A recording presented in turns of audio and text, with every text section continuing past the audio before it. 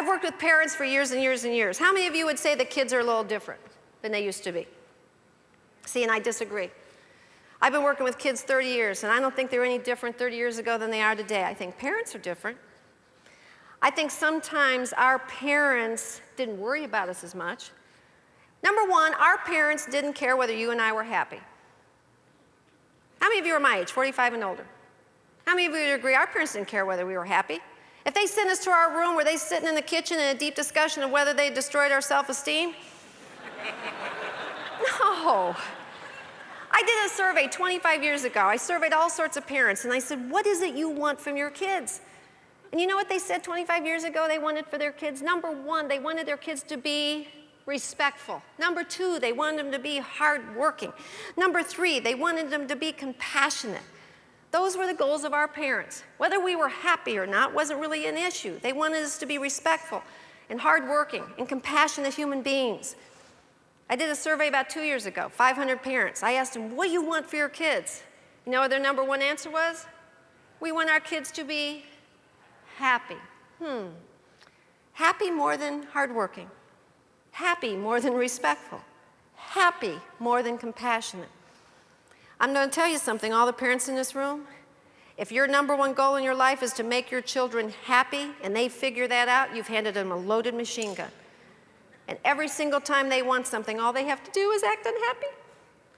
Sadly enough, I have discovered that the average marriage is just about as happy as their least happy child. That's how much our children's happiness plays upon our adult relationships. Ladies and gentlemen, you can't make your kids happy. How many of you have ever had children that have told you they were bored? I'm bored. You know what that tells me? If you have a child that will tell you they're bored, that tells me a lot about your parenting style. What would our parents have done? If I had told my dad I was bored, Kathleen, Connie's bored. You know what? We have a garage that needs cleaning out. We got a yard that needs mowing. My dad would walk in when I was totally bored and say, are you bored? I go, no, I've got so much work to do. I can't tell you how much work I got to do. How many of you in here trust your children? Hands up, please. Are you out of your minds? You really trust your kids? How many of you in here have ever done anything as a teenager that you've not yet shared with your parents? Why would kids today be in need? Can I please, if there's one parenting tip I can give you, it's this. Don't trust your kids. What's the job of a child? How many of you in here have adolescents and teenagers? Adolescence begins at 9, teenagers end at 32. What's the job of an adolescent and a teenager? You know what their job is? To do dumb things, to not make healthy decisions, to think that they're immortal and they can last forever, to not care what you think as adults and parents because they're so caught up in their peers. Isn't that what a kid does? Isn't that what a teenager does? That's their job.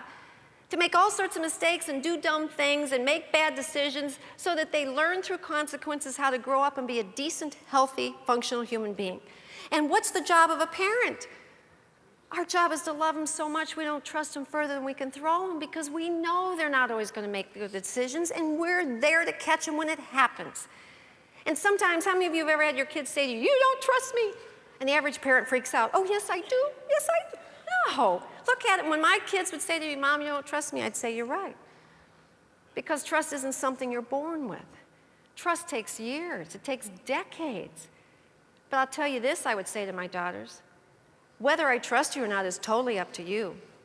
Every time you make a decent decision to drive the car safely with other children in it, I trust you more. Every time you meet your curfew, I trust you more. Every time you bring home a decent grade that contributes to your future, I trust you more. Every time you bring a friend into this house that's a good, loving, caring, respectful human being, I trust you more. Every good decision you make allows me to feel more comfortable trusting you. But then you look at your children and say, but you got to know this. Reputation, ooh, gone like that. You can make good, healthy decisions and do one really scary thing, stupid thing, bad decision, and all of a sudden, you go back and have to start all over again. So ladies and gentlemen, I want you to love your kids, but I want you to love your children so much that you watch the moves they make and you're there to catch them.